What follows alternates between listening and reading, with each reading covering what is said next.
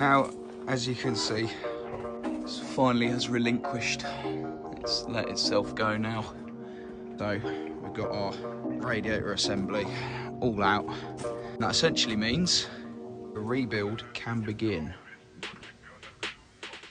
I was having a look down here just to see if any structural damage. I know it's rusty, but yeah, well, what MOT is going to see that, eh?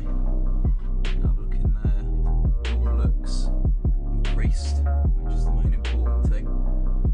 The engine, you know, it's rusty, but here we are.